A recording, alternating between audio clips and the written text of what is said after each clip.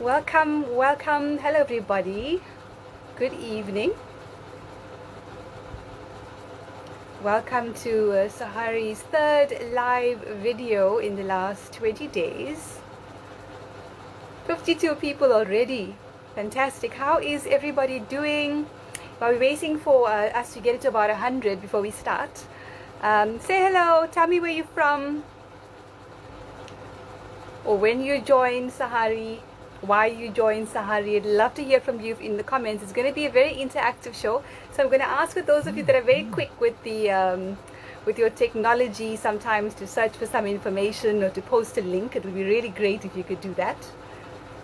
60 people already. Hello Bhavna. Hello Imran Vali. Hello.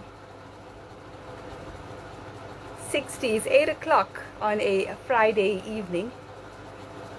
And Sahari is going live. Hello, Dr. Terence Komal. Thank you for joining us, everybody. Please share this video, guys. Share it to your pages, your groups, your profiles, so that more people have access to information and to what it is that Sahari is doing, what we're calling for.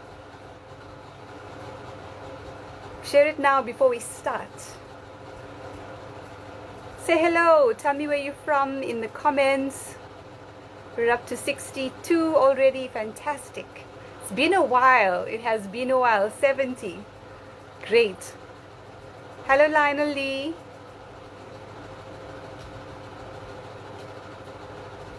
Thank you for joining us this evening. I hope you can hear me nice and clear. Can you just comment if you can hear me?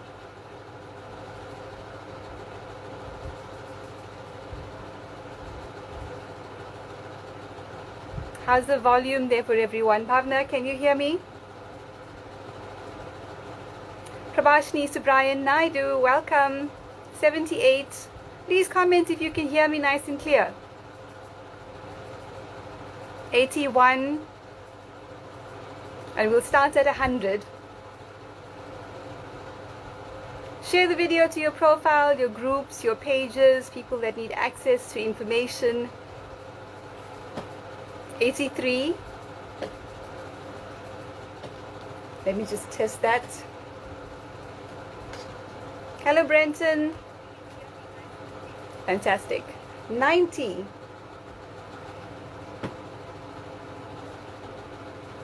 Verishka Soma Memdad, welcome. Leadership, can hear you clearly. Lenore, loud and clear. I don't know why I'm not seeing it in the comments on the live, so I'm going to have to run a couple of devices simultaneously. And someone's requested to join the live video. 93. Hello, Mandy from East London.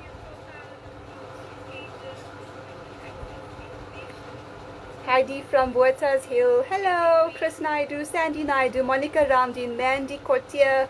Preggy Ramtal says 94. Nadine, nice and clear, 97. 100. Fantastic. Welcome, everybody. It's going to be a bit of a challenge to run between these phones, but let's do it. Welcome to Sahari members on this Friday evening. And it's been a while. For those of you who don't know, I've recently got out of Facebook jail. It's the craziest thing. First I was blocked for 24 hours, then 3 days, then 7 days, then 30 days. And of course I submitted all of those for review. Those of you that are experiencing the same thing, please submit if you are blocked and banned. I know it's happening to other people as well. People are waking up to the censorship and this insidious relationship between big tech and big pharma. The words that we don't generally use on our Facebook group because it triggers the censors and the machine. Having said that, you must submit your complaint for review. Try one of the different options that they offer you there. What worked for me is to say I've seen this content elsewhere. So anyway, the 30 days then got reduced and we're back. I haven't made too much of a noise of it. I just wanted to get to this live video today and here we are. So wonderful to have everybody on and to see you this evening. Welcome, 121 people on this Friday evening. Lots of comments here. Hello everybody. If I mention everybody's names, it's going to take me a while. But yeah, thank you for joining us this evening. Lots to get through. And I've made somewhat of a list, but I know there's things that you want to talk about as well. So you can make a comment and I'll try and pick it up on the other device. Still not showing up on this one. Very strange. 134. So first thing, we've dealt with the censorship, and you would have seen a poster of a newspaper called The People's News, where we wrote about the censorship that's going on. And what you can also do about it is to tweet the head of Facebook Africa, Nunu Nshingila, and say to her and to Facebook that in South Africa we have the right to freedom of expression, particularly when it comes to the right to health. And Facebook should not be censoring us. And I suspect that matter is going to go to court. Someone's going to take it up. There's certainly a number of matters that need to go to court that we've learned during this lockdown and during this ivermectin campaign that we launched 20 days ago. 50,000 members on the Facebook group. And on the petition, I last checked, over 42,000 signatures on that petition as well. So just thank you to everyone for your commitment, for signing, for sharing, for raising awareness, for being active members. That's what's got us to where we are. And of course, when I was first banned or blocked or whatever it is by Facebook, it didn't faze me at all. And I'll tell you why. Because I know that I'm one person, but there are thousands of us.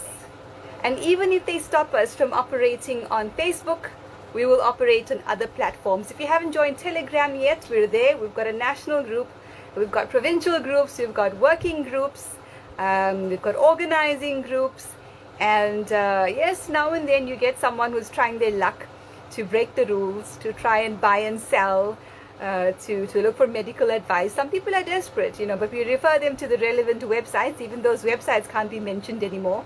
I must tell you, one of the posts that I got flagged for by Facebook is sharing the group description.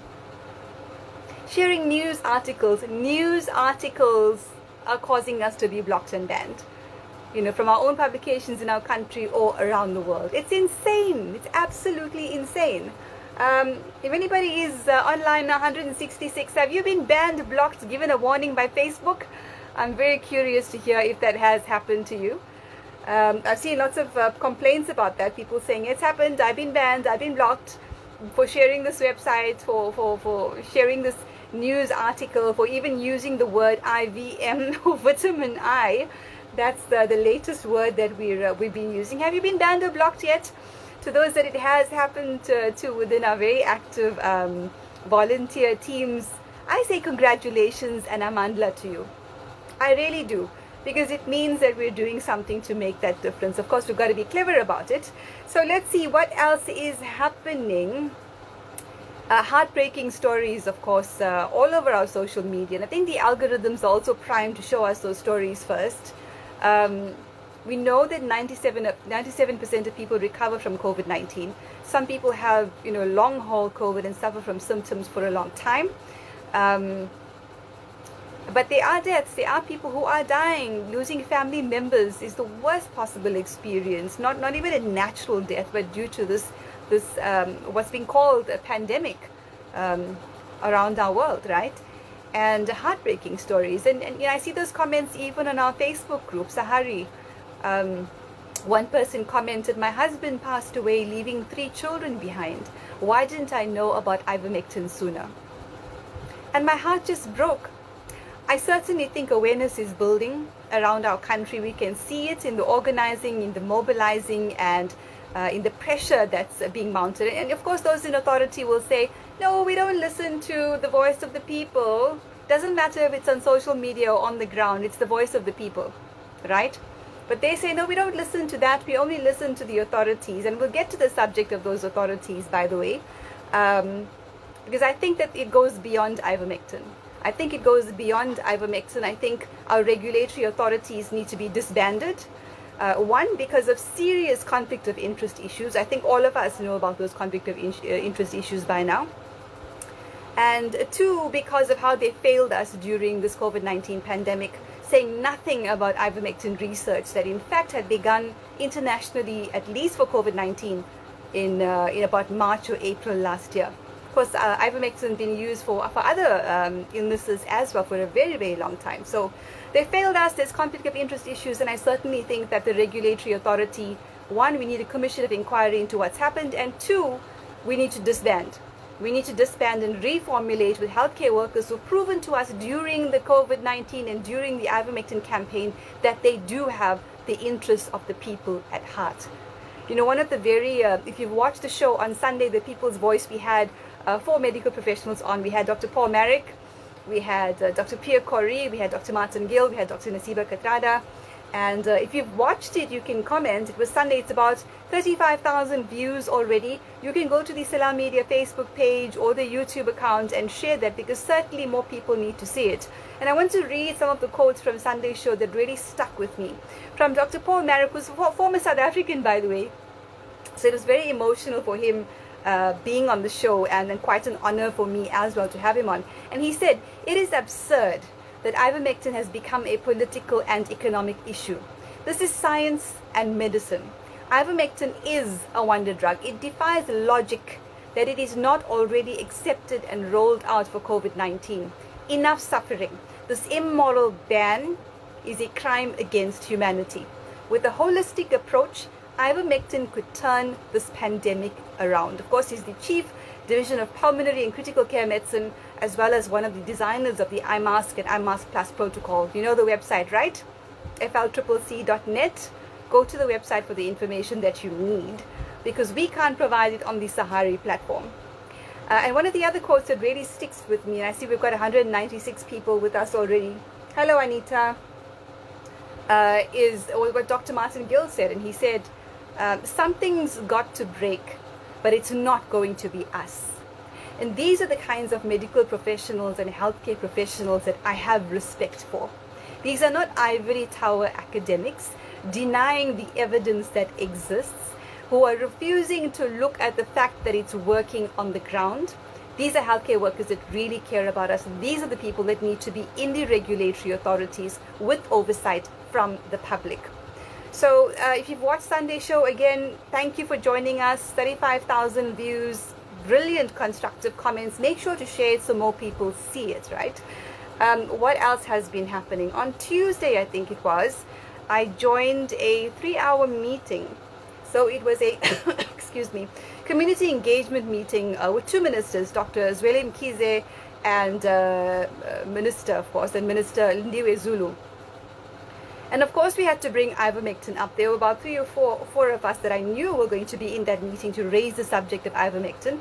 But there were other people in that meeting participating who knew about ivermectin and raised the issue very clearly and very well. Now, mine was very simple. Mine was to talk about the words of Dr. Andrew Hill in that was Tuesday, in a webinar in which he said very clearly that we need to look at supplies.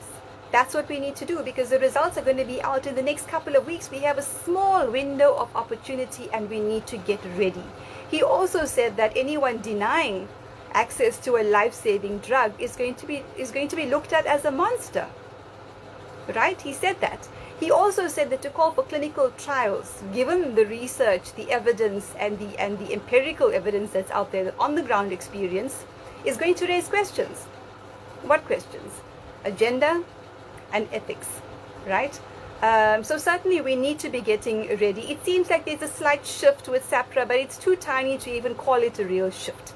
And if there is any shift, it's certainly got to do with the hard work of our healthcare professionals and healthcare workers that are campaigning, with civil society that's campaigning every single day, with lawyers and advocates and mediators that have come on board as well to form teams.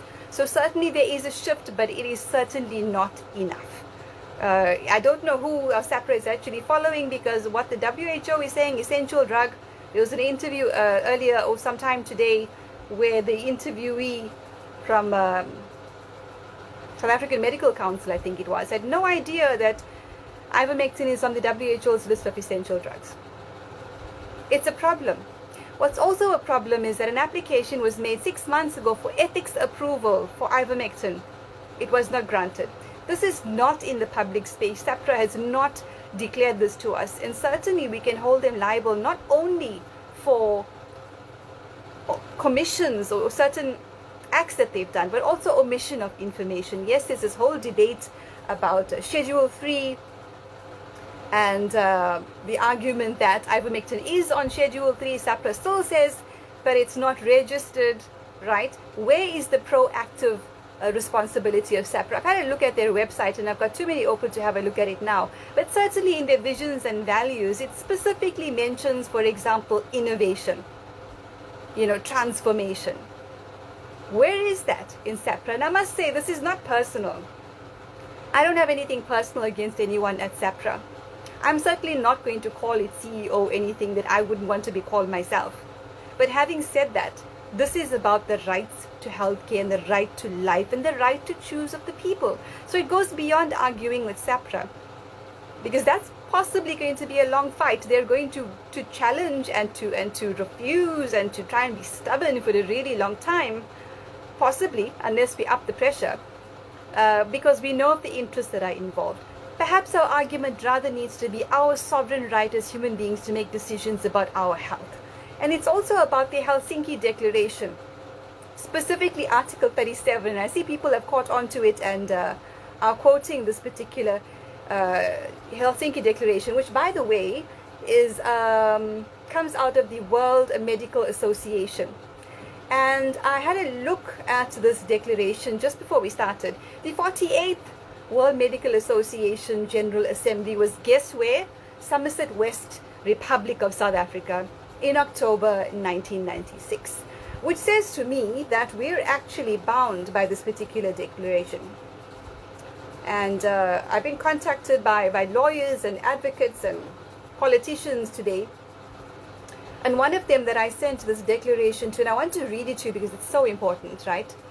Article 37, Helsinki Declaration says, in the treatment of an individual patient, where proven interventions do not exist or other known interventions have been ineffective, the physician, after seeking expert advice with informed consent from the patient or a legally authorized representative, may use an unproven intervention if, in the physician's judgment, it offers hope of saving life, re-establishing health, or alleviating suffering. The intervention should subsequently be made the object of research designed to evaluate its safety and efficacy. In all cases, new information must be recorded and, where appropriate, made publicly available.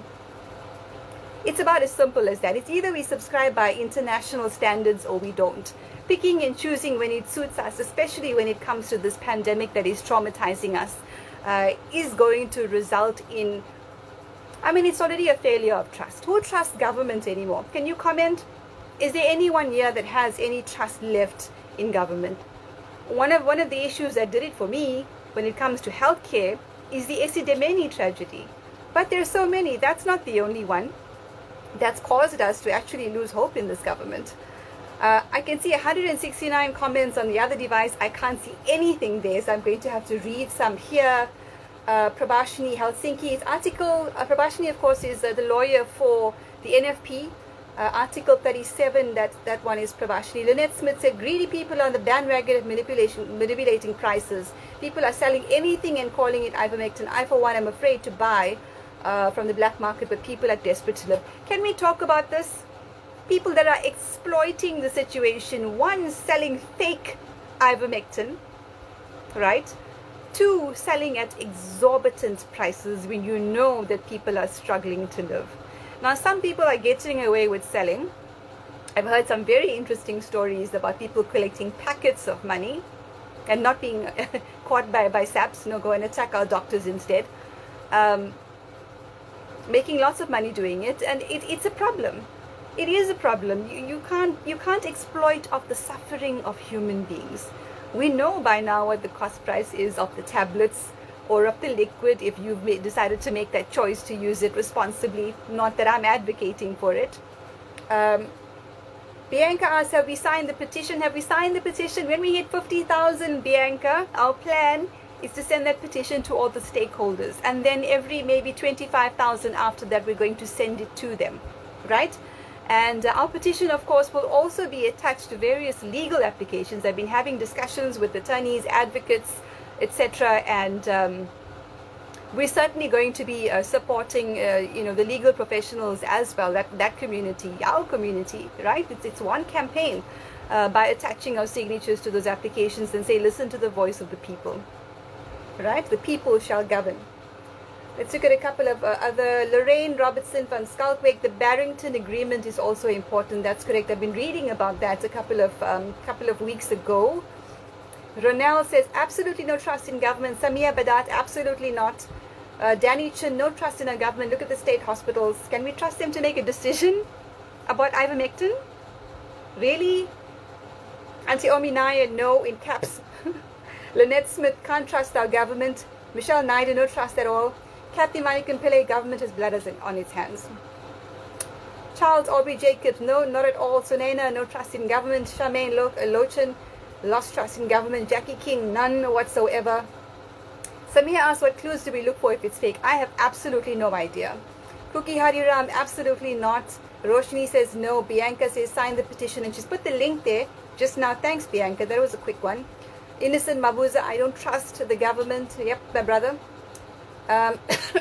Sharon Richter says, why aren't unions protesting and raising awareness and fighting for their members' lives? So I do know for a fact that unions are coming on board and supporting the ivermectin campaign. It seems to be a little slower than we'd like because a lot of unions have been co-opted into the other agenda, which is the vaccine agenda. Let's just say it, right? And I'm going to say it off the top. I'm not an anti-vaxxer. That's become like an insult now. You know, people who are hesitant to take the vaccine or raise questions about vaccines are anti-vaxxers. I've taken vaccines in the past, but because I've taken vaccines in the past does not mean I'm going to automatically just take any vaccine without doing the research myself and researching the views or the alternative views from other doctors. So if vaccines are safe, effective and long lasting, then we'll consider them. That doesn't make us anti-vaxxers, right?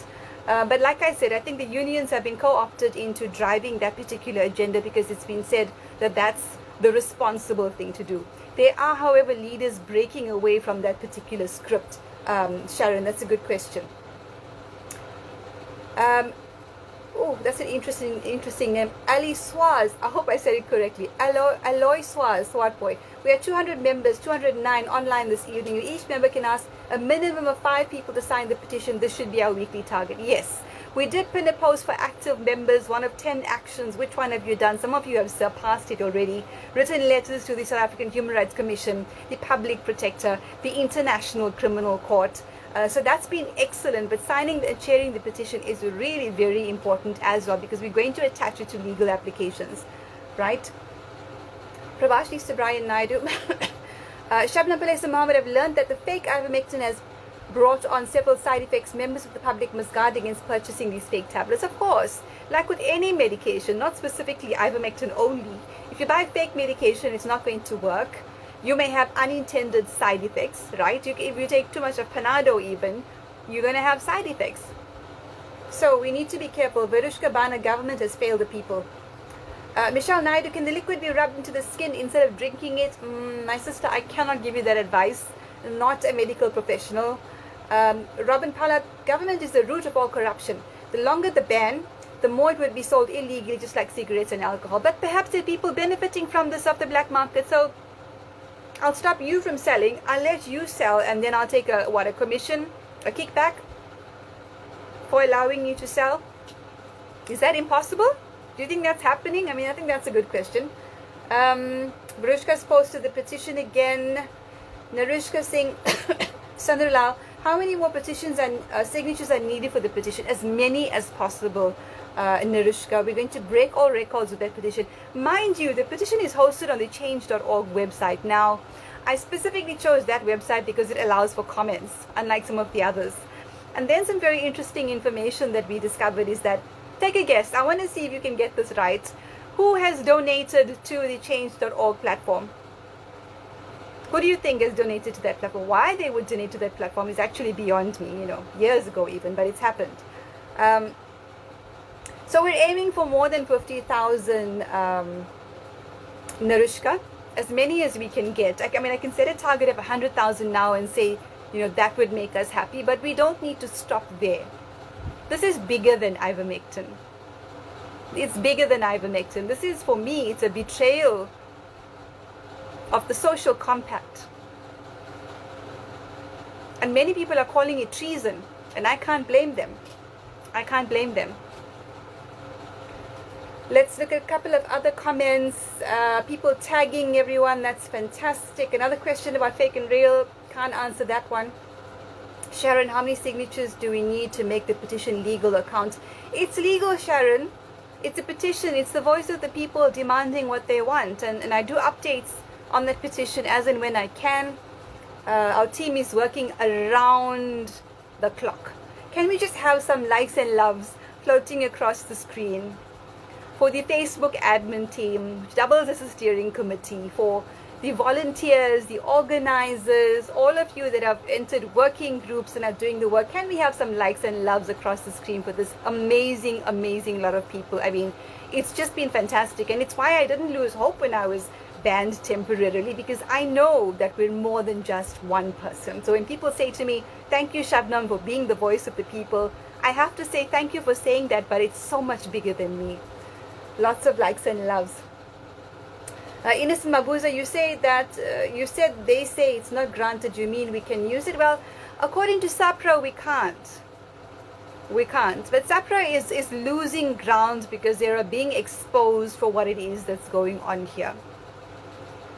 In a time of a pandemic, to do this to us, to insist on clinical trials, which means you would have two groups, one you give the medication to and one you don't. And then those people that you don't give it to die. How can we possibly do that? Especially since people are already taking ivermectin. I mean, the numbers have gone down of infection in KZN and, or is it deaths? What is the ratio that they look at, the variable? KZN and Gauteng has gone down. Inexplicably, nobody can explain it except some of us, right? Michelle Naidu, awesome job, guys. Saskia Langeveld, hats off to the admin team. My grandpa was a vet. He used to give ivermectin. Ominai, with the impending opening of schools, educators are concerned about their safety. Some are calling on the unions to support ivermectin so they can be safe. Yes, that is such a powerful call. I know that Comrade A.K. Matthews, who is now the provincial coordinator for the Western Cape of Sahari, and we'll mention all of their names just now, has also issued a call saying that the schools should not open until ivermectin has been approved and people are not going to be criminalized for using it. Even then, how long is it going to take for government to even order the ivermectin? How long is it going to take? How long will it take? And that's the question I asked at the governmental meeting this past week. Is SAPRA blocking because A, funding conflict issues, B, because there's no money due to corruption, or C, because people are fighting over tenders to manufacture and distribute? Let me tell you, those tenders, such an ugly word, should not go to the big pharmaceutical companies. It shouldn't. It should go to the small compound pharmacies. It should go to the communities that are working together. Certainly we're not looking for people to benefit even of the ivermectin campaign, right? Sharon Victor, power to the people. Prabhashni boggles the mind. Elaine Sundraj, you guys have given us hope. Thank you. The hope comes from you too as well, Elaine. Barushka Bana, let our voices be clear that we stand for human lives to be saved. Michelle Naidu, amazing work. Jackie King, you and your team are very brave and unselfish. I must agree with you there, Jackie. I'm going to put a couple of hearts there as well for the team. Let's see, Lynette Smith, we're being held hostage by government. That's right. Why? I don't understand why our government does not support ivermectin distribution, allow the life-saving drug, put people back into jobs, take the strain of hospitals, get children back into schools. This coronavirus is going to have consequences on the education of our future generations. It's massive. Education, economy, the mountain between the top 10% and the rest of us, massive, massive implications. And perhaps that's what they want. Perhaps that's what they want. Fiona, brilliant work, well done. So grateful for you guys. Michelle Naidu, real people dying every day. Just today, 2 people that I know have lost their battle. I mean, Jackson Mthembu just passed away. Jackson Mthembu could have had access to ivermectin with a healthcare worker who one believes in it too, knows how to use it, and Jackson Mthembu could have survived. But he didn't. So what's bigger than saving Jackson Mthembu's life? What's bigger than that? Jackie Britt says, Jacques Britt says, don't stop until the people's voice is heard. Shamolia Ramlakan, A, B, and C. Yes, absolutely A, B, and C. Of course, you weren't going to get that kind of direct response at that particular meeting, but we all know what it is. Have you taken ivermectin? Has it worked for you? Can we get some survivor experiences online? I think I'd love to hear. All of us need to hear that, right? Have you taken it? Have you taken it prophylaxis? By now we know that means prevention. Have you taken it when you had mild symptoms? Have you taken it when you had severe symptoms? Let's hear some of the stories. Sandy saying, I've taken it and recovered. Great work. Love your bravery. Thank you, Sandy. Right back at you. Nikki Johnson. So the drug was available over the counter until the stakeholders realized that it works for COVID, and then they banned it. That speaks volumes. Doctors know what they're doing. Why interfere with their oath to save lives? They should make the call on how to treat patients, and patients should have a voice too. That's it. It's a sovereign right. You cannot interfere with it and say, I'm going to tell you how your doctor should be treating you. We know that medications are used off-label. We know that if you go to hospital or you go to your doctor and your doctor says, look, this is an experimental treatment. I think it's going to work for you. This is the possible side effects. What, are you willing to consent? Do you want to use it? You sign the informed consent and you use it. Except for ivermectin. I must say, the more they deny it, the more confident and determined we become. Michelle Naidu, Shabdam, did you see the curve in India? Is this virus so well controlled in India because they're giving out ivermectin to all citizens? Well, it would appear that way. Michelle, certainly in Uttar Pradesh. Petition link again there. Thank you, leadership, Verushka. Yes, prevention from Ronel. Samia, but half my family's taken it when they were positive and they've recovered within 2 days. Shah Mohammed, my compliments to the dedicated Sahari team. Full steam ahead, go on, make it happen. Abigail, Abby Kiston, children can't take it, so if they give this to our teachers and our children can go back to school. My aunt was buried today.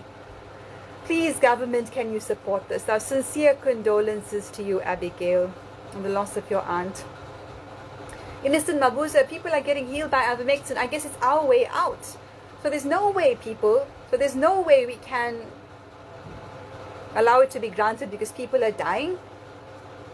Farida Maibach, it's just not our government holding us hostage. Let's have a look at the rest of that comment. It's the big wigs, like the you-know-who want to milk the you-know-what for what they can. Ivermectin provides a cheaper alternative, especially to countries already in debt to the IMF.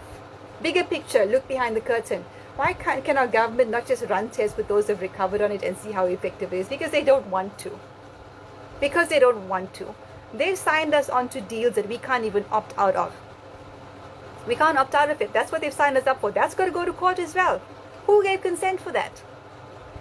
Who said, I'm okay with you signing up for a deal worth billions on a product that may not even work, given the fact that the virus is mutated, right? And then you go and sign a no opt-out clause. What are we going to do with all of these products? Give them to the people anyway, even though it's not going to work. We're not guinea pigs. We're not guinea pigs. And then, of course, is the fact that the terms of these agreements is not known. For example, indemnity. Now, they call it standard clauses. No one wants to talk about this. Those standard clauses in terms of indemnity means if you have side effects, are injured or die because of said medication, you can't sue the manufacturer of that medication. Treatment, medical device, whatever it is you want to call it. You can't sue them. You know who you can sue is your own government. Basically yourself. Same as the way it is in America. By the way, when the funding issue came up at the ministerial meeting the other day, you know, I like Zweli Mkhize. I've got a lot of respect for him, but I think on this one, I don't know what's going on. But he did say that the same people who've been funding SAPRA, which creates all these conflict of interest issues, also fund other government departments. I felt so much better. As well as other governments around the world. I wonder what that could be about. Craig Handel says, I think we need to open criminal cases against the state. You're quite right, Craig. We're looking at, so we formed a legal action coalition, like I've mentioned, and it's all of us wanting to be at the same page without duplicating, you know, wasting time and duplicating cases and wasting energy and wasting costs, right? And we had a meeting and we discussed criminal actions, we've discussed civil applications, we've discussed constitutional, even discussed private prosecution. Look, I think our courts are, I have a lot of faith in our courts, especially some of our judges that stand by human rights. So I do think that we'll win in court. It may take more than one application. And like I said, there's different aspects that we need to take to court as well, because it's not only about ivermectin. But this is certainly the one that's going to break the other camel's back. Is anyone going to vote for any party that didn't fight for ivermectin? I mean, we raised that question on our page. It was an overwhelming, unanimous no. We also asked who's willing to participate in a clinical trial while ivermectin is being rolled out. Hundreds of you that saw the post. We asked who would sign indemnity forms to safeguard the doctors against, maybe mild or rare side effects. Unanimous. Are you going to vote for any party that did not fight for ivermectin? I'd like to hear your responses to that one, because the people that watch our videos or read the comments afterwards actually need to see it. Shola Naidu, this is so sad that we vote for ward councillors, MPs and this government, and yet they look at lives as being like a flock of sheep to the slaughterhouse, and COVID holding the butcher knife. Pathetic state of our government. Saskia Langefeld, taking it preventative but gave it to a positive friend who was very ill, and he felt better about 18 hours later. By the way, the International Criminal Court has acknowledged the receipt of the letter by the Bolivian lawyer on behalf of South Africa. So I think that's some very, very good news as well. It takes a while to get a matter to the ICC. You've got to exhaust all of the processes in your own country first. But we're taking it to the international platform deliberately. If you haven't as yet got onto Twitter, joined our Minds platform, subscribe to our YouTube. We're going to get BitChute going up as well as an alternative to YouTube. Please do that. Lots of information on Twitter, but also you're able to voice your opinions and your positions on Twitter with those who are in positions that we entrust them with, right? Public servants.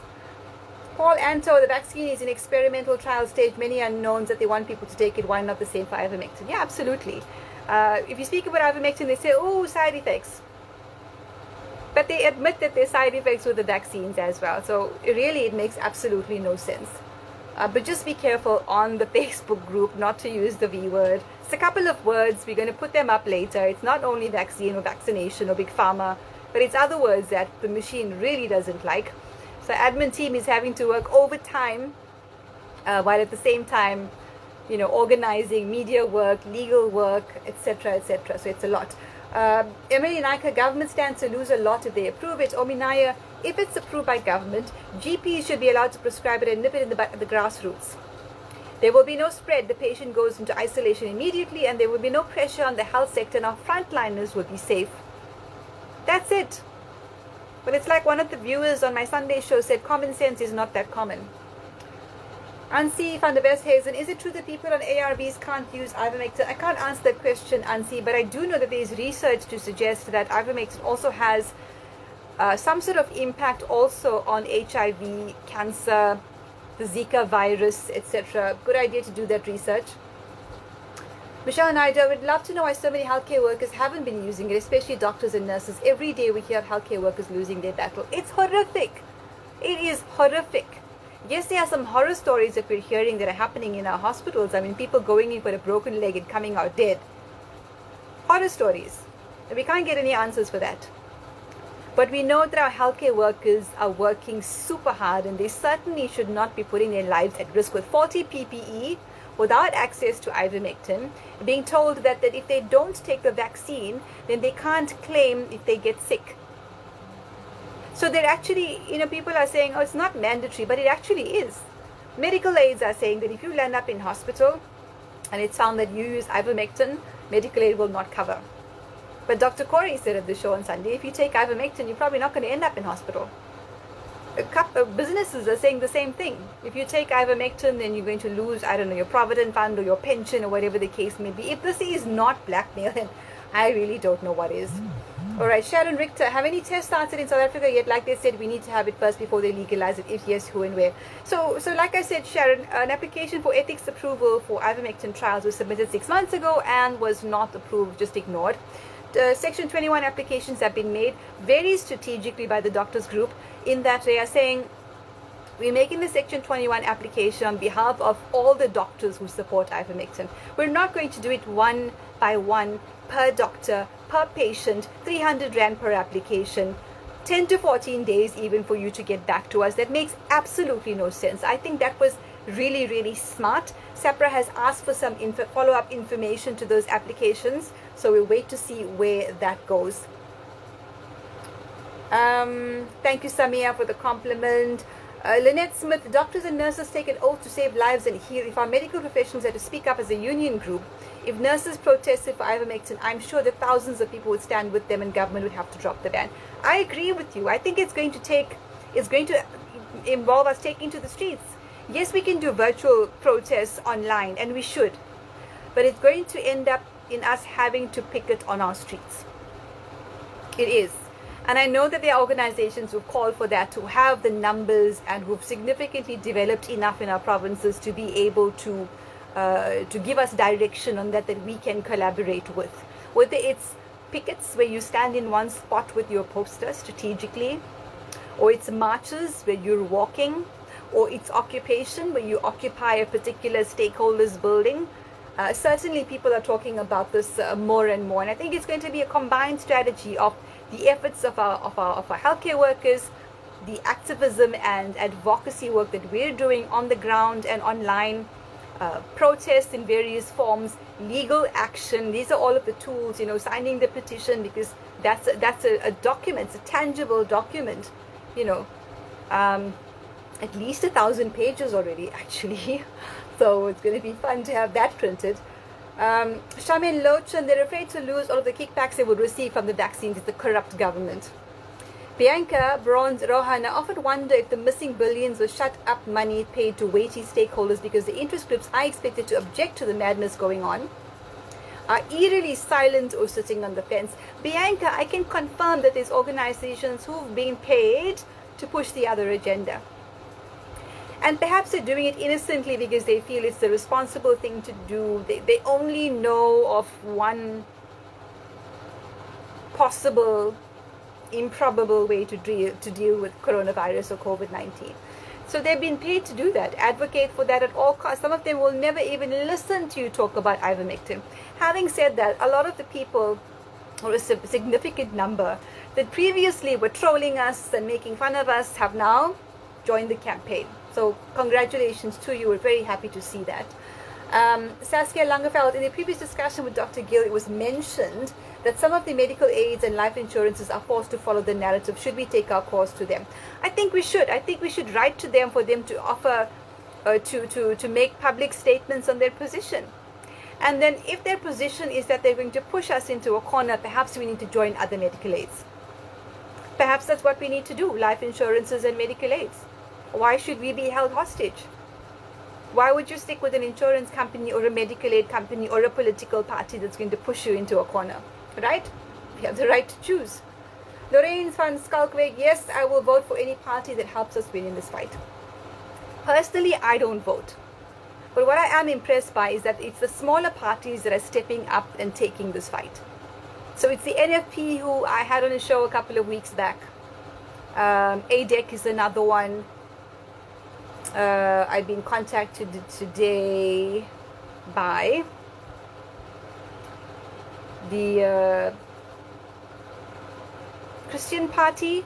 Can't get the entire name of it right now. ACDP, yes, contacted today, had a 15-minute conversation with them. Look, we may not agree on everything, but we agree on ivermectin. And I've suggested to these smaller political parties that they form a coalition. Form a coalition. That's what we need. I'm not saying we're going to automatically vote for you until we figure out your ideology, your strategies, your policy positions.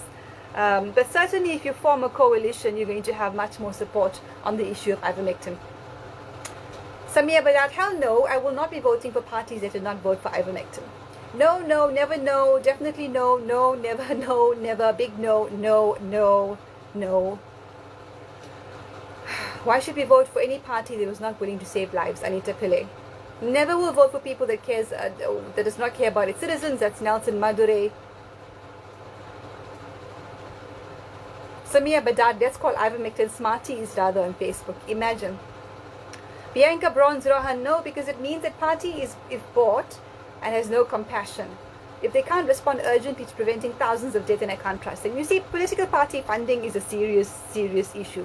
Only in April next year, or this year, is it going to become law that we have a right to know who's funding the political parties. That doesn't mean there isn't information out there already if you go and have a look.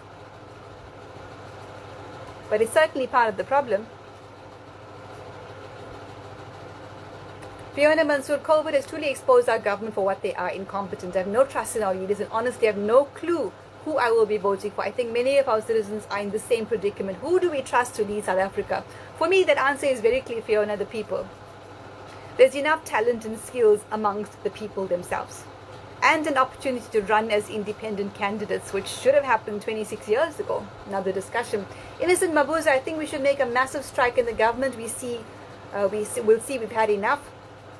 How do we apply for a massive strike like they did in Germany? Innocent, I don't know if that massive strike applies for permission. Maybe they give notice to the relevant people, but I don't think it's a matter of asking for permission. In fact, there was a constitutional court judgment that said the right to protest is sacrosanct. You're not asking for permission. You may give notice so that the relevant services can be rolled out. It's not a matter of asking for permission. Shamolia Lamrakan, I've taken it as prophylaxis and I've given it to over 30 people as well. Started 3 weeks ago. Currently, I have a very close family member at ICU with COVID pneumonia and a collapsed lung on a CPAP ventilator, 100% oxygen. Levels of 88 to 89 after one topical application. Oxygen levels have gone up to 92. The first time hearing positive news in 15 days. It works.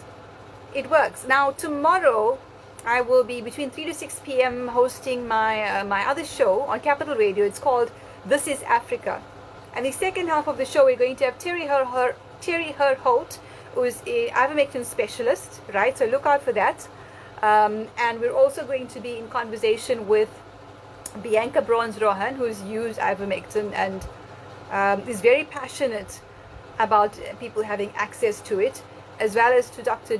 Shuaib Vadi from the Ivermectin Interest Group, the group of doctors. So look out for that, 3 to 6 p.m. tomorrow. Straight after the show, I'll share that poster. Let's get the broadcast message with the links out there on Facebook, on Telegram, on WhatsApp, wherever we need to get it out so that people join that conversation.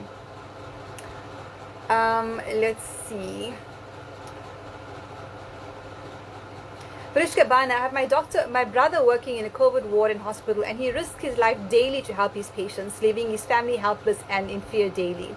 Healthcare workers don't deserve to go through this. No, they don't. No, they don't. Leonora Nell, was disconcerting in terms of legal action is government's endless appeals of the verdict with taxpayer money, even though the country is broke. We've got to put a stop to that. We've got to put a stop to that. Michelle Naidu, when are we going to the streets? I don't know, Michelle. February seemed like a good month. Nelson Madurai, I have no doubt this government are criminals and holding the healthcare workers and citizens to ransom. Yes, I mean, I've been engaging with a nurse who said they're not allowed to talk about what's happening to them in the hospitals. Yet nurses too have the right to freedom of expression. They've got to tell us what's happening on. In fact, there was a post by a nurse working in Port Elizabeth who said that there's some tampering going on with the oxygen, that a gas is being added to the tanks. Now, I don't have any proof of this, so I took it to Twitter and asked the relevant authority and got no response. I also asked that authority about the PCR tests. The PCR tests that had been found by a Portuguese court to be fatally flawed, and 22 researchers, for 10 reasons. The one that stands out for me the most is if you cycle that test over 25 to 30 times, the results actually become invalid. They're going to be positive. They're going to pick up any bit of RNA or virus that you may have had even 10 years ago, and it's going to result in a positive test. Which explains the numbers, doesn't it? Because I never got any response from that authority. I've never seen any press briefing talking about a German lawyer as well taking this matter to court about the matter of the PCRs. They're fatally flawed for a number of reasons, including the fact that they're recycled over 25 to 30 times, which is going to result in a false positive. There are even people going to stand in line to do the test, leaving the line because the line is too long, and getting an SMS saying you're positive. Now what's that? What is that? Those journalists who get to go to all of these government press briefings, etc., and can sit through them, please ask those questions, because we need answers. We need answers for why oxygen supplies are shutting off, why the tanks are not working properly, why apparently there's something being added to the oxygen. We need answers. We deserve those answers, and we want an answer on the PCR test. Okay, a couple of more comments. Mehrun Abba Umar, we're ready. We did this before. We can do it again. It feels like the Defiance campaign. I know there's an analogy with the campaign for ARVs, and it's a valid one. But it also feels like a Defiance campaign. I know of people who are putting their lives on the line to make sure that especially the poor have access to ivermectin. And of course, they're cutting off all supplies because the black market must flourish, because tenders must be signed. Kevin, we need the likes of Satu, Kasatu, and the big ones to support. They're also losing loved ones. That's exactly it. Exactly it. Lorraine van Stalbeck, can I suggest that everyone changes their Facebook profile picture to the Sahari logo from now until we get an answer? I think it's a great idea. Bala Gangi, I strongly believe that the recent reduction in new cases is the result of the use of ivermectin by those who could get it. Jacques Flock, yeah, let's take to the streets. It's a revolution. A couple more comments. Protesting make it worldwide news. That's from Lynette Smith. Lots of tags. Zarina Bochat, my daughter told me today it's getting to her to see their patients die. She is, she's only a physio. Imagine how many families, how are they coping? We've lost 2 family members. Condolences to you, Zarina. It's the worst experience to go through. Innocent Mabuza, no, I will not vote. I will not vote. If you do go to the election booth, maybe you should just go and write ivermectin on those ballots. Zarina, why is the AFF so silent? Like I said, Zarina, people have been co-opted to run only one agenda. That's it, nothing else. Nelson Madure, brilliant suggestion about medical aid. We should change it. They're not supporting ivermectin. They also save money. That's it. The medical aids will save money by not having to pay for hospital visits. Makes no sense. Make no sense. Tandeka Kanyile, with or without them, aluta continua. Yes, my sister. Amandla to you. Dr. Stone was arrested in Zimbabwe for advocating the controversial treatment. Marina replying to Samia, get gift of the givers to run this country. They've got no agenda by helping fellow South Africans. Okay, I've come to the end of comments for now. We've still got about 200 people with us. Let's see what we didn't cover. I had a lawyer contact me about 2 days ago looking for help because his patient needed ivermectin. Nothing else was working. And I thought this is a great way to set a precedent that with informed consent, a court will say, yes, you have a right to the treatment that your doctor and you agree should be used on you. You have that right. The patient is feeling a lot better, and I'm very happy to say that. But it does raise the question, are we going to have to go to court every time somebody needs access to ivermectin? How many people have money to afford a lawyer? You know, yes, there's some excellent lawyers out there who we will endorse for being credible and ethical. But certainly, you know, the masses do not have access to the courts to be able to go there and argue for why you should be able to use the treatment that you and your doctor believe is going to help you. Makes no sense. All right, so more updates on that will follow shortly. I'm looking for an interview with that person. Let's see, what have we not covered yet? Right, we're getting very organized. So we've got 6 provinces getting organized already. First up the mark was Western Cape and KwaZulu-Natal. I believe Gauteng will follow, followed by the other 3 that we've got groups for, and there are 3 that don't have any groups yet on Telegram. So we've got provincial coordinators for the Western Cape. We've got AK Matthews, supported by Shahid Mohammed as provincial, AK Matthews being provincial coordinator. Then on the Telegram group, we've got Jared and Bahia. In KZN, we've got Verishka Soma Memdat, also very seasoned activist and organizer, as provincial coordinator, supported by Kevin Govender. And we've got admins as well that have joined us there. But all of the provinces need to get organized. We can't say we want to go and protest without having that level of organization. But of course, we're going to collaborate with other organizations. We had a meeting with AMSA already. But there's other organizations as well that have stepped forward, individuals, organizations that have said, let's collaborate. We love what it is that Sahari is doing. I've already mentioned the political parties. What else do we need to talk about in terms of the legal position? So the letter written by Nicolene Richards, who is a member of Sahari as well, that response is due on Monday, if I'm correct. I think it's due on Monday from SAPRA. So it'll be interesting to see what they have to say to that. She's also getting an opinion from senior counsel about the merits of the action.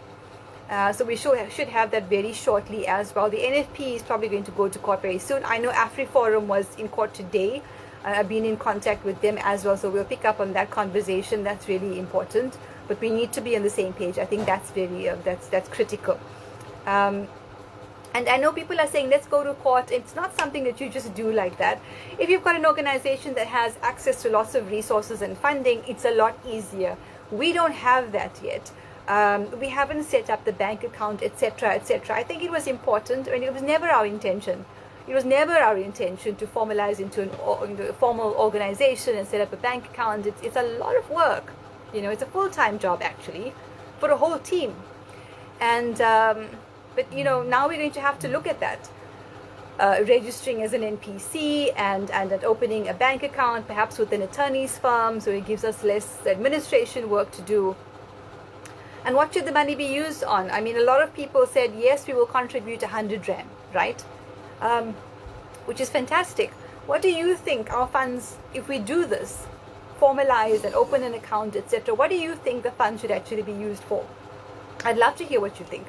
For me, it's campaign costs on the ground and online. It's legal costs to go to court, right? But it's also to create access to ivermectin once it's legal. For those who can't afford it, because it's very likely that the government is not going to make it even freely available to the masses. So that's what I think. That's what the fund should go towards. But let me know what you think in the comments. Lorraine van Schalkwyk, status with the WITS trials of ivermectin. So there are two trials. It's WITS and it's another. It may be another university that are also running trials. I don't see why we should be forced to run clinical trials. I don't. But they're creating this as some sort of an obstacle to then jump over. Clinical trials are expensive. They're labor intensive. People are dying. Nadine Laters, I worry about the psychological and emotional state of all the healthcare workers, funeral parlors. They're working tirelessly non-stop. Very traumatic. Brendan Kader, class action, raise a public fund, go to court, fight government at the highest legal levels, link up with all fighting this and have one legal voice, create a crowdfunding solution and volunteers. Brendan, if you can help us with that, that would be amazing. That's what we need to do, right? Crowdfunding. Ominaya, buy ivermectin and give it to the poor. Brendan, inbox me if you need marketing help to amplify the voice. Yes, Brendan, we're very, very open to that. Thank you very much. Please join us on Telegram. Kevin, how do we join the groups on Telegram? So you need to join the national group. The link is in our group description. And then from there you can join the provincial group. Shame, Shabnam, drink some water. I think I should. Thank you, Samia, for that. Sharon Richter, Chief Justice Mokweng should join us. Michelle Naidu, definitely funds to be used for those who can't afford it. Legal, Saskia says, legal fees followed by further education. Yeah, legal fees, awareness, campaigning, and of course, all equally important, providing access to those who can't afford it and should not have to pay. Right? I mean, that's incredibly important. Okay, more updates on that soon. The formalization process, fundraising, campaign, etc. It's a lot of work. Sometimes I feel like some of us are getting impatient because of the trauma of losing loved ones. Even if you don't know that person, sometimes you're seeing this death and destruction around you, and it's so painful. It's really very, very painful. And also the destruction to the economy. You can't separate that. Because people can't afford food. They can't afford petrol. They can't afford transport to go to work. People are losing their lives, losing their jobs. It's a very difficult time. It really is. What else do we want to talk about? Take active steps. So like I said, there's 10 active steps that you can take to grow Sahari. We'll do that post again tomorrow 3 to 6 p.m. We've got the show, and we're going to ask the provinces as well to arrange a sticker campaign, because stickers raise, bumper stickers and stickers that you can put wherever necessary, raise a lot of awareness. And I think we should run that through the provinces. I think that's really important. They can find their supplier, raise their funds, get these stickers printed and start doing the necessary with them. All right, what else? What else is happening?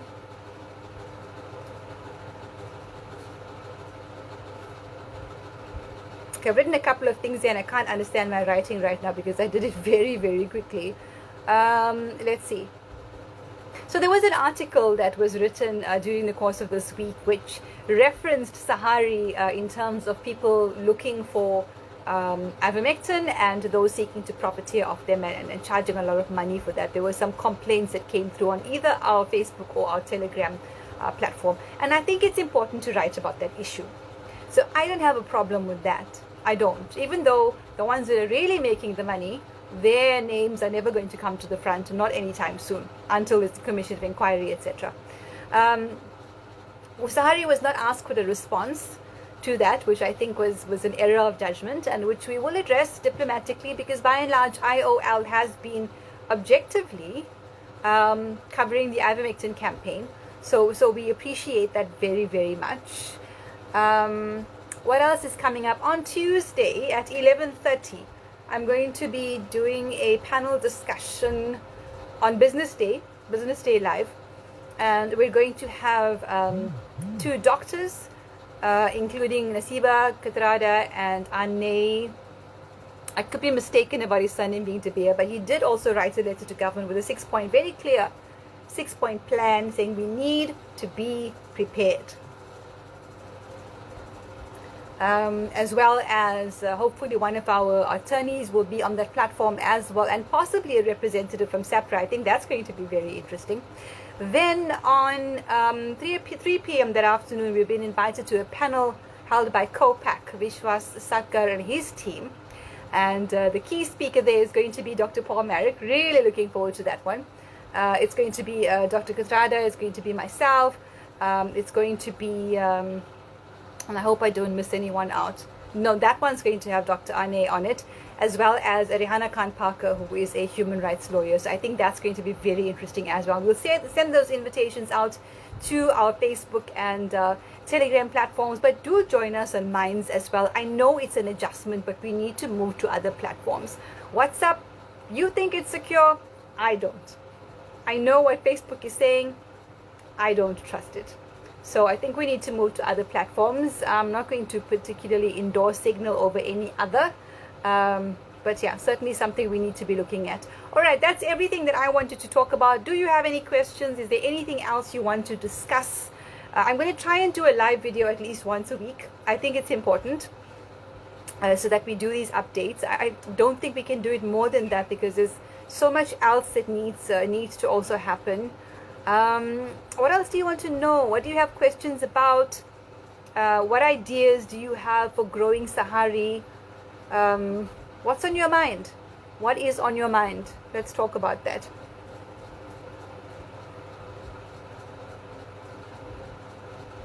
What do you want to talk about? We've still got about 155 people with us. The time is now 9 o'clock. We've done very well for an hour. That's everything from me, and I'm sure I've forgotten a lot. I mean, so much was happening while I was banned. So much was happening, and I kept saying when I do a live, I'm going to talk about this and this and this, but so much has happened since then. So I've tried to just, bring up some of those sort of older updates as well as what's happening currently. What else do you want to talk about? Lorraine says Business Day TV with Michael Avery, Tuesday, 11 a.m. I think it's 11:30. Thank you, Lorraine, for that. We've also been contacted by the Devi Show. So it's good to see that, other platforms are coming on board onto ivermectin in an objective way, and at least hear the people, hear the voice of the people, hear civil society, hear the medical professionals, hear the human rights lawyers, listen to what we have to say, and don't follow this script that's been determined by other people and then filtered down. That's really important. Obed Randry, our politicians have coronavirus. Can't argue with that. Marina Muhlberg Smith, perhaps pin a post on the page listing what we can individually do to wield pressure. I think we had it there before, Marina. We'll pin it again. Sharon Besessa, what about contacting Carte Blanche? We're on it, Sharon. Ominaya, how can we fight Facebook for banning and threatening us? Another action that we'll need to take to court, Ominaya, because if they can do this to us over ivermectin, What's next? What's next that we can't talk about when it comes to our health or our lives or our safety? We're just going to be banned, you know. We do need to take that to court. And we do need to move to other platforms. I know some platforms think that they're too big to fail. You know, Facebook is one of those Goliaths. Sharon Richter, without mentioning names, do we have doctors on this group? I know there are healthcare professionals on the Sahari group, Sharon. Nelson Madurai, we need to seriously take to the streets, let the world see us, and they can also be motivated to do the same. Yep, I think that's important. Lynette Smith, people like myself, unable to work because of the coronavirus, no income, no pension, no medical aid. How do we access doctors for ivermectin? Relying on family to keep a roof over their heads and food in their stomachs. Trevor Raman, I'm sure once a bank account is sorted, people will support, stepping in the right direction. The momentum will follow thereafter. Time is of the essence, though. Yes, Trevor, trying to find time to do all of that, but also with the understanding that it's an enormous commitment. I mean, it's practically full-time. I've taken pretty much a sabbatical from other work that I need to be doing in my other roles. So it's an enormous commitment, and it's going to require a team. Samia Badad, it's worse because you have to expose our young children to our daily fears to make them understand and be transparent parents. Michelle Naidu will be keen to assist where I can. Thank you. Michelle Naidu, do you need volunteers in the various regions? Yes, Michelle, we absolutely do. Merun Abba Umar, I need to keep your voice going for a long time, so I'll be happy to give you some peppermint beadlets to soothe your throat, my sister. Thank you very much. Elaine Sunraj, purchase full COVID packs with IV supply to the poorer community. It's happening. What I have heard is also happening is that people are paying it forward. So they're buying it so that poorer communities can actually benefit. Defiance campaign. That's what we've been forced to. Dosage for ivermectin, Bina Harisankar, go to www.flccc.net. Danny Chin, we need to inform our black brothers and sisters. They don't know about it. We need their input and their numbers. We're going to take the streets. How are we going to toy Bhangra style? I don't know. But if you've not been to a protest yet, I can tell you it's one of the most, or on the ground protests, one of the most empowering feelings. I mean, I've done it on national issues, local issues, international issues, and it certainly is very empowering. You find that people are very open to more people joining. Sharon Richter, can IVM be manufactured in South Africa? Yes, it can. We do have compound pharmacies that are able to manufacture ivermectin. We'll probably have to work with partners that we approve, right? Not the tenderpreneurs, to create the kind of volumes that we need. Abdul Wahab Mansoor Ali, what a disappointing coverage by somebody. She proves she will stick to the narrative despite the amount of evidence available to her. So I don't know anything about that you're talking about. Abdul Wahab, Sarina, can doctors not be defiant and help patients that need Smarties? Surely they can't all be suspended. The country needs them. They are. Nelson, we need to get to the streets. Clearly that's what we want. Innocent Mabuza, I've created a group on WhatsApp, National Black and Proud, to stop this vaccination, but we want to take to the streets. So what do we need to do to not get arrested, you know? Well, there's no guarantee that you're not going to be arrested, Innocent. There isn't.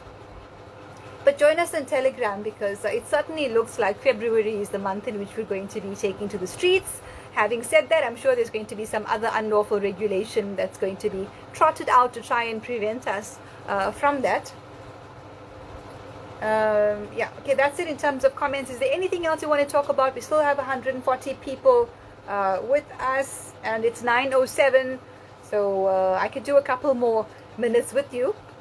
It's normally an hour, but we need to get organizing for tomorrow's show, 3 to 6 p.m. Terry Herholt, ivermectin specialist. She's going to be on at 4:30 p.m., right? Sharing her experience with us. And then between 5 and 6, we've got Bianca Bronze Rohan talking about her ivermectin experience. She was one of the first people to join Sahari. In fact, it was very emotional because she could have lost her life, right? As well as Dr. Shuaib Wadi from the ivermectin interest group. All on tomorrow, second half of the 3 to 6 p.m. show.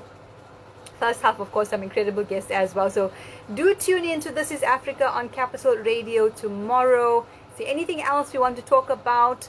Get active, right? It can't only be up to 50,000 strong It can't be, say, 500 of us that are doing the campaigning and doing the work. It's got to be all of us. And I'm well aware that there are spies, agents, and trolls on the Facebook and on the Telegram. And you are being watched. And you are being watched. And you decide which side of history and humanity you want to stand on. It's about as simple as that. Well, that's it for me. Unless there's anything else you want to talk about, anything else you want an update on, I'm very happy to provide it to you. Like I said, there's so much happening on a daily basis. Things are developing every half an hour, every hour, or shorter, there's something happening. So let's see if I can pick up anything else before we start saying goodbye. Sharon Richter, print t-shirts and masks with legalized IVM and other details. It will be a silent protest. And raise awareness, hand them out where it counts. That's a really good idea. Really, really good idea. So sticker campaign, t-shirts, masks, flyers that have been translated into different languages, really important.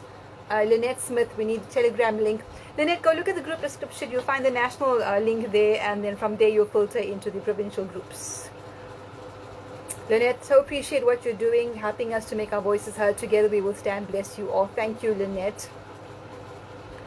I think we must stop this dependency on a nanny state. I think we've been told that we can't think for ourselves. What do we know? We're all idiots, and clearly that's not the case. Lorraine van Skalkweg, I want to be in the right side of history. Sahari and ivermectin all the way. Martin Subramani, what should be taken, 6 milligrams or 12 milligrams? Martin, my qualifications do not include medicine. Yes, I know a fair bit about it, having had my own terrible experience with big pharma medication. And of course, I've had interviewed doctors and healthcare practitioners and traditional healers, who of course are a big force, by the way, on the meeting with the two ministers this week. Made their voices heard that Artemisia, otherwise known as Umhlonyane or Lengana or Wormwood, has disappeared off the radar. Government is completely ignoring it. They've been told that they've got to do a 3-year trial, if I remember correctly, and meanwhile Her Royal Highness Gogo Pepsile Maseko has passed away last week, the national coordinator for the Traditional Healers Organization. So no respect even for our traditional healthcare practitioners, none. None. And we know that Artemisia is extremely powerful. We know that Neem is also really powerful. And we know they'll make fun of us for saying those things. We actually don't care. All right, last couple of comments. Logi Munsami, so appreciate what you guys are doing. Hope and pray this gets to those who need to hear it. God bless you. Thank you, Logi. Share the petition, sign the petition, get active. Nelson Madure, you've got to choose your fight and stand by what you believe in, even if it means you lose all, or you'll either be in or you'll be out. Yeah, silence is betrayal, silence is consent. Martin Luther King. Martin Luther King. All right, that's it, everyone. Thank you very much for joining us this evening. I see I've got 2 requests to go live. 1, 2, 3, 4, 5, 6, 7, 8, 9, 10, 11, 12, 13, 14. Okay, there's a lot of requests to be in the broadcast. I'm not sure. There's 3 requests by Deborah Govender, Martin Subramani, Sandy Singh, Renee, Yazid, Mohammed, Audrey, Terusha. Arrange with me beforehand if you want to do a couple of minutes on the live because you've got a story to tell, for example, and we'll do that. I'll try to do this again next week, Friday. During the week, it's very busy with the organizing as well as meetings in the evening. So we'll try to do this again on a Friday. Remember the hashtag IVM4SA, right? Second hashtag Right to Health. Third hashtag South Africa. So when you click on that hashtag, you'll be able to see all of the other content. We started off with ivermectin 4SA, but of course the machine is triggered by that. And we were even thinking about changing the name of the group and removing ivermectin completely. We'll see. But yeah, remember the hashtag, sign and share the petition, get active, get involved, get the word out there. And yeah, just take the initiative. I think that's really important. People have been stepping forward and saying, look, I'm an advocate in Cape Town. I want to get involved. You know, but it's not just the advocates, it's all of us that have a role to play. Even the sticker campaign, people are going to go out there and make sure the stickers are visible, distributing them, making sure they're visible. Everybody's got a role to play. So thank you again very much for joining us this evening on the 3rd Sahari Live in the last 20 days. Hopefully there'll be another one next week, Friday. Hopefully I won't be Facebook jailed again. But even if that happens, we mobilize behind the scenes, we find other platforms. Thank you for your time. Peace, love, and blessings. Sorina Bochad, we all stand with Sahari. Need to see a downward curve in the virus. Trevor Ramana, the seeds have been planted through Sahari, and as a united nation, we shall be victorious. Looking forward to the day where we can say it's been worth it. And I think on that note, we'll say good night. Good night, Ronel. Thank you very much. Take care. Peace and blessings to everyone. Stay healthy, stay safe, and stay active. Take care. Bye.